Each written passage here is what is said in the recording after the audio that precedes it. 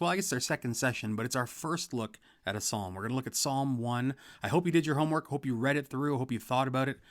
Maybe even recorded some questions that you have about the psalm. So I'm approaching the psalm just like you. I've not done a ton of research at all, actually. I've just slept, woke up, and we're kind of ready to go now. You can see my hair is a little wonky. So let's jump into Psalm 1. Now, what I do know, and of course, I'm going to come to the Psalm cold, like you guys, but at the same time, I have studied before. I have preached on Psalm 1, so I'm going to come with a little bit more info, maybe, than some of you, but that's to be expected. But let's go into it fresh. But here's some things you do need to know about Psalm 1. Psalm 1 and Psalm 2 are often considered, not often, they're pretty much universally considered, to be an introduction to the entire Psalter. So what that means is the themes that are introduced in these first two Psalms, we're going to look at one today and we'll look at two tomorrow, are themes that will run throughout the entire book of Psalms. Okay? So we need to keep that in mind, that when the people compiled the book of Psalms, it wasn't like it was already pre-written. They went and gathered different songs and poems and things that they were, and prayers that Israel was using in its liturgy of worship, and they began to compile them into a book. And they weren't compiled by accident. They were compiled with intention and with care as to what they're for. So when we introduce the book of Psalms with these two Psalms, especially with Psalm 1, you have to realize what it's getting at. It is trying to set the tone for the whole Psalter. So it's an important psalm, which is why I wanted to start with it. Okay, so let's just dive in. I'm going to read through it, and then we'll move in.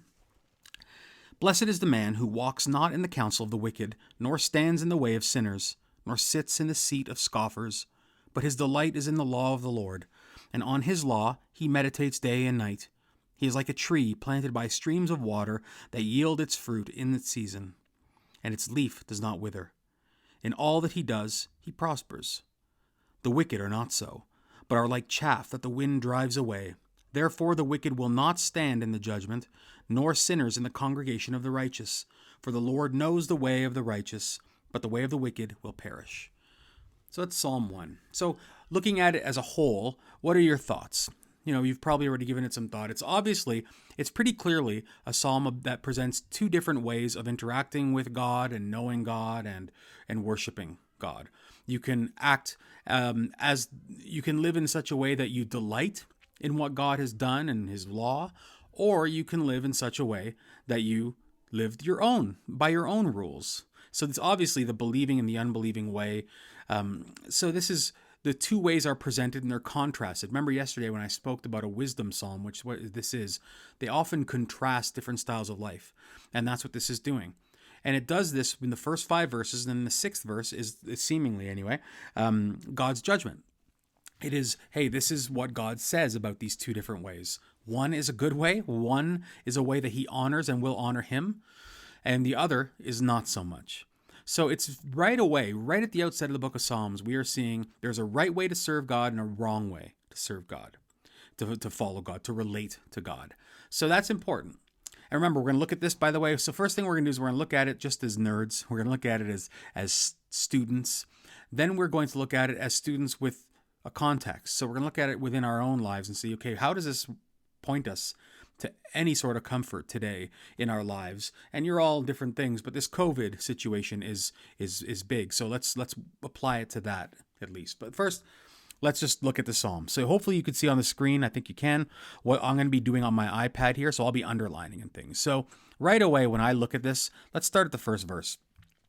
I see immediately the word blessed. And for me, this is a question because I need to know, what does he mean by blessed? What does that word even mean? So I right away will put a question mark about a word like that, because certain words we as Christians need to not only define in their ancient context, but redefine in our current context. Because the word blessed is used all over the place in modern culture. People are always saying they feel blessed, but they take no account as to what that word actually means. The assumption that there is a blesser, a conscious one as well. If the universe is just a mechanism blessing, then it's just a mechanism. It deserves none of my praise or my worship or my adoration. So what does the word be blessed even mean? And then, of course, some people also think blessed means material prosperity. And this psalm seems to say that at times. So we're going to talk about that. So what does blessed mean? That's one of the questions I would have at the outset. I would also look in right at the start, and I'll use a different color here maybe. I see this use of walk, stand, and sit. So that's interesting. There's a progression that seems to be happening. And then, of course, it moves, walks in the counsel, stands in the way, sits in the seat. So that's interesting. And then it shows what they're doing, what they're, they're walking in this counsel. And then it says who they're with, walking with, and standing with, and seated with. So it's interesting. So there's a couple ways to look at this, isn't there? One, you can see it as it's a progression. And Carl, what it's saying is it is moving, you could argue. Let's use a different color here. Let's use red. You could say, well, listen, right here, what it is saying is the blessed person is one who doesn't do this. So it's the negative, first of all. So it's a negative approach. This is what a blessed person does not do. And what they don't do is first walk. And notice it's a progression. Imagine somebody is... You're walking down the street in Las Vegas, and I use Vegas because I've been there, and it's probably a good illustration. You're on the strip in Las Vegas, and as you're walking, you see a couple of people on the side of the road doing something probably not illegal, something not legal, something not morally right, or whatever it is. Pick a thing, could be anything. And as you're walking by, you're walking past them, and then you start to look at them. And as you're walking and you start to walk along with them, you stop and you stand and observe what they're doing. And then you may even be tempted to sit and to get involved with what they're doing. And this is kind of the progress that seems to be said here, is that this person, a good person, doesn't do that. This process doesn't come to mind for them. They don't walk in this way with these folks. They don't stand in their presence, and they certainly don't sit with the scoffers, the wicked, and the sinners. So it is saying something about a progression. But it also is, so I'll write here, progress. So it is a progress. But, I think a better way of seeing it, and I'll do it on the other side, is to see it as what we call a merism. It's not a classic merism, but what it looks like it's happening to me is it's talking about all of your life. A blessed person, their entire life avoids sin. Where they walk, how they stand, where they sit, all those things. I think what he's getting at is saying the totality of the blessed person's life is one marked by their keeping away from sin. So I think that's what's happening. It's all of life avoids sin. Don't worry about my handwriting. You can do your own thing. But I think that's what it's getting at. But, these are things that you should be noting as you're studying. Again, if you're going deeply into it. And again, I always look at it this way first. I start to really pick it apart. And then I say, okay, now that I've picked it apart and I think what it's getting at, and it's specifically what it's getting at, how does it now relate to me? So let's move on. Instead of doing that, this person then, they're in fact delighted by the law. And that would strike me right away. How does one delight in rules and regulations? Well, the key is that it's actually not meant to be rules and regulations. See, this is teaching. The Torah is not just law. It's teaching. It's direction. And he is saying that this law was created. The law was created not to make your life difficult, but to actually give you freedom, to show you that you, first, of course, your sin, to expose that you need rules and that you can't live up to them, surely. But also meant to give you freedom, that when you begin to live, it's almost like an owner's manual. And as you start living according to the way you are prescribed and created to live, you'll not only have a better life, you'll start to be more fruitful and prosperous. We'll talk about that. But you actually begin to delight in it because you see that by living according to the law, it's actually good for you. It nourishes you. It feeds you. So you begin to delight in doing it. And of course, all of this gains more momentum when Christ comes, but we'll get there as well. So this person delights in the law. And then he meditates on the law day and night. Keep this word. A lot of the words that are here are going to be reused in the next Psalm 2. And it's important. But this word mutters is probably, or meditates, is actually the word mutter. Well, okay, not actually. It can be meditate, sure. But mutter, somebody who kind of murmurs under their voice, mumbles about it. And it's basically a preoccupation. Preoccupation. So this person loves the law. They delight in it, and they're preoccupied with it. They meditate on it. They're talking about it. It's always something that's always on their mind. Okay. A day and night. Again, day and night. There's another merism all the time. Day and night. So we've learned so far, the blessed person, whatever this word means, is the one who avoids sin and instead is preoccupied. His life is preoccupied. Her life is preoccupied with God and the law. And remember, let me go back to this happy. I should have done this earlier, but this is why we record these impromptu videos. This word is happy. Happy is the person. And we, in the Old Testament especially, people confuse. There was not very much of a sense of the afterlife in the Old Testament. The Jews did not really believe in an afterlife the way it came to fruition in the New Testament. So you see a lot in the New Testament of people asking for judgment now, in the temporal, today, in this lifetime. That prosperity and joy was to be had now, not deferred till later. But Christ, of course, will open this up. And not only that, you'll notice that the Sermon on the Mount begins with the word happy, blessed, or happy. It's the Greek version of this Hebrew. The Hebrew word is ashra, or ashrei. And Christ will use that. So he'll actually almost do a commentary on what the word blessed is, what it means, what it actually means. And the Sermon on the Mount is probably the best place to go to understand what does it mean to be blessed. And it is countercultural. It will destroy your ideas if you are a health and wealth person that thinks if you just say the right things or pray the right things or believe the right things, COVID won't touch you. That is nonsense. Sorry, shouldn't be so blunt, but it's not true. Blessing is something that includes, surely, some of material blessing. It has that idea in there. Christ does say, don't worry about your body and your food. I'll take care of that. So the material things matter.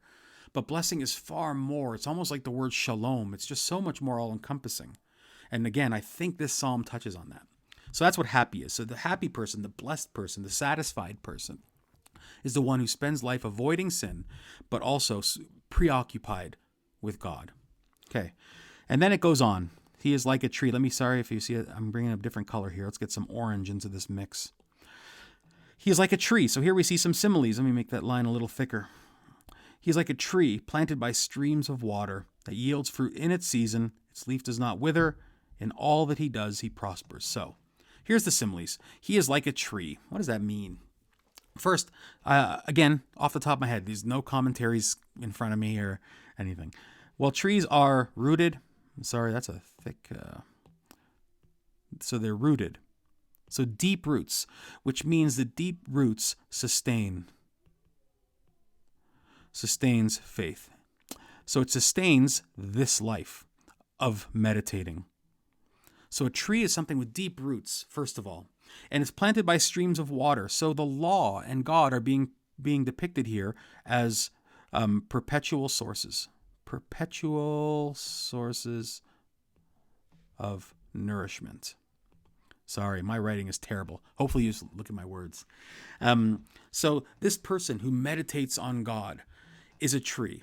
Their roots go deeper. The more we consider God, the more we chew on him. Remember yesterday I mentioned the hard candy idea. The more we turn him over in our mouth, the more we begin to get our roots going deeper into him and into the bank and drawing from this stream. The stream, by the way, I believe the word for stream here in Hebrew can also mean irrigation canal.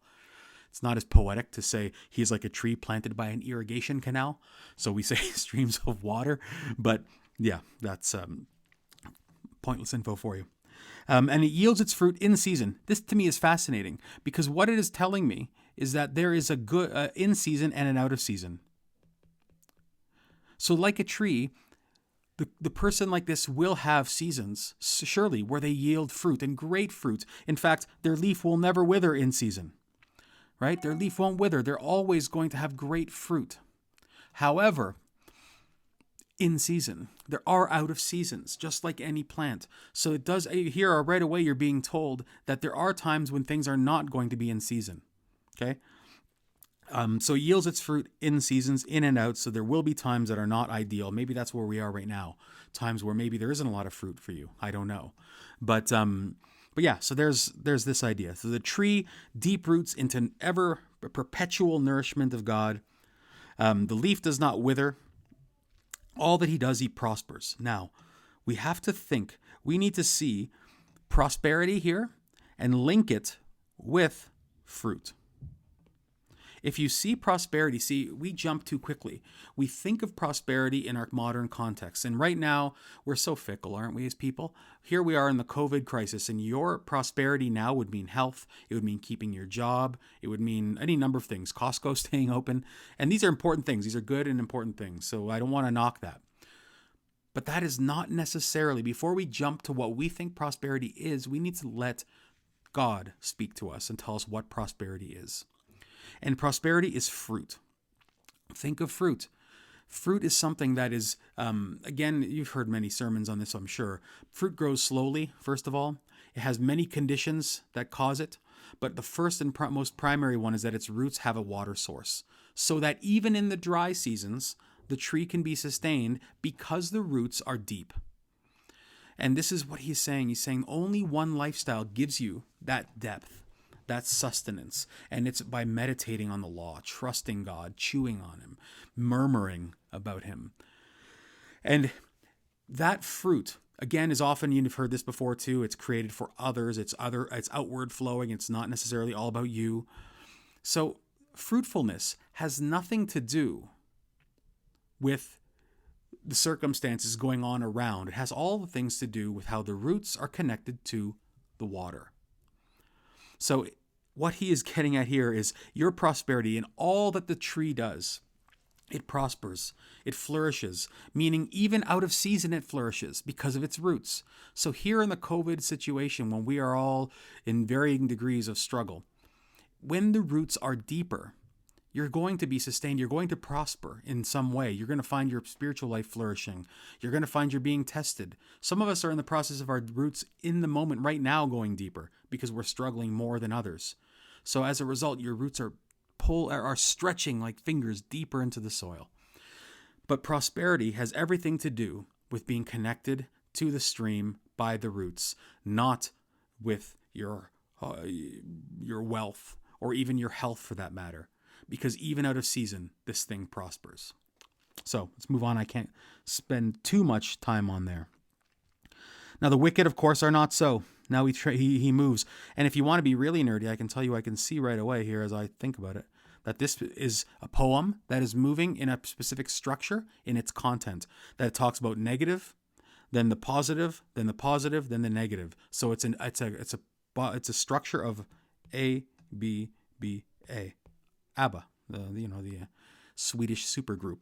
So it talks about the negative, the positive, the negative. So notice here's the A at the top, which is he walks not. It's negative, right? So it's what he don't do, the blessed people. Then instead his delight is here. So that's B, that's a positive. And then he's like a tree, again, more positive talk. And then verse 4 is negative, but the wicked are not like that. So he's an A. So it's a structure.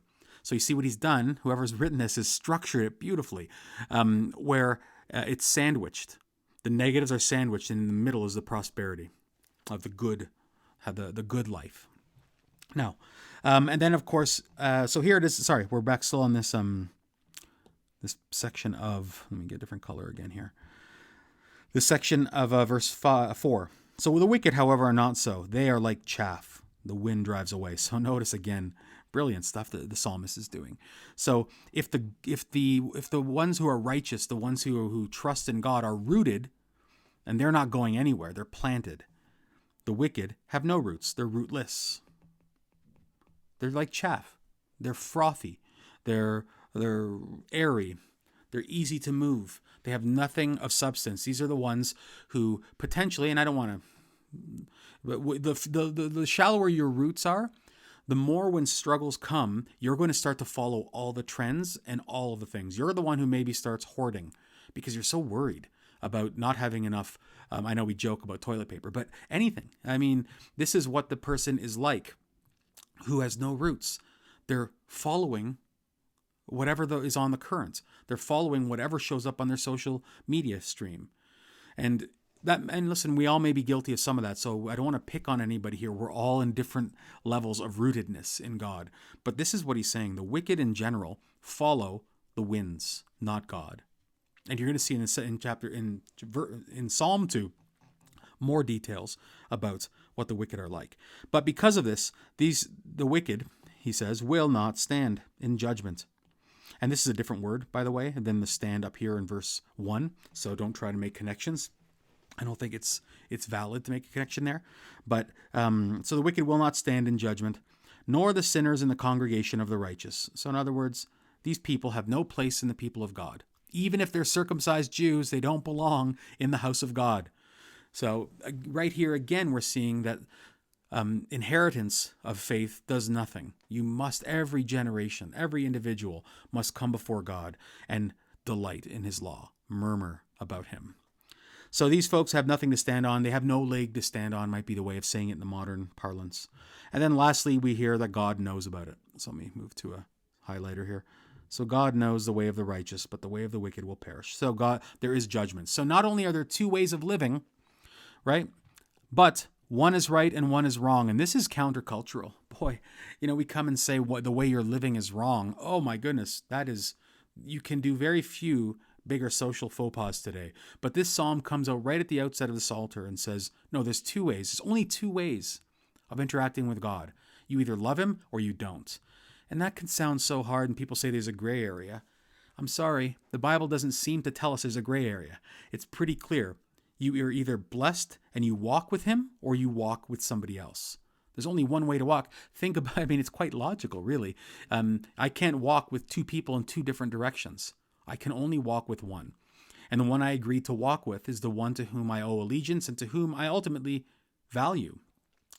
So this is what the psalm is getting at. So what does it mean for us today? Let me close it up a little here. Good question, eh? It's a good question. So first of all, I think it is exposing, let me just put some points here, our roots.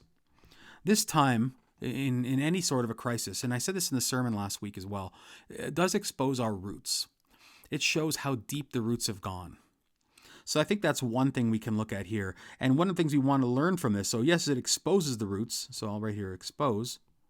But it also deepens the roots. Because crises ask us and demand that we pull in and press in to that which we trust, to that which we actually value. And what we are being told here is, it's the law, it's God, it's his way. And that's what we should be doing, certainly. And especially in light of Christ. Because when we look and we see that we walk too often. So we walk too often with the wicked. We are too prone to worry, to slander, to any number of things. So what we are clearly being told here is be careful how you walk. So certainly look about your roots, but also spend time really digging into God, meditate on him. Make sure you're seated by those streams. What is sustaining you right now? What is sustaining you through this isolation? Is it work? Is it Netflix? Is it family? Is it rest? Is it worry, anxiety? Or is it God? And I think part of the reason I'm even doing this whole series is because a lot of you are telling me you're trusting God and you want to know more. You want to go deeper. You have time and you're seeing that your roots are deeper or not deeper enough and you want to go deeper. So that's another key. We're being asked to go to look at our streams. Streams. So streams, what are they? Sorry, my writing is terrible. So what are our streams? And then, of course, I think about Christ. I look to Christ all the time. The reason we can look at the law and find it delightful now, especially in the ancient time, it's one story. But for us today, if you hear noise, it's one of my kids trying to get in this room. But the reason we look at the law now and delight in it is because we look in it, we see how we can't live up to it, how often we do stand in the way of sinners and scoffers and the wicked. But we look at how Christ did it. And this is that great hymn by William Cowper I've quoted so many times. I think I heard it first from Martin Lloyd-Jones. I think he's the first one who brought it to my attention. And it says, to see the law by Christ fulfilled, to hear his pardoning voice, transforms a slave into a child and duty into choice. And it's brilliant because Cowper was right. When you see that Christ has fulfilled the law, You begin to the thing that you once saw as duty, the law as being your obligation, as a drudgery, but when you see he did it fully for you, then all of a sudden it's changed, and that duty becomes a choice, and it turns you from being a slave into a child. And it's all the difference in the world. And that is the only way to be happy. Every other sort of happiness is not actually happiness because it can't last. The only lasting happiness is the one that can't be robbed from you, and that is what Christ has. Neither COVID, nor career changes, nor death, nor life, no pestilence, nothing can rob you from Christ's hand. Nothing.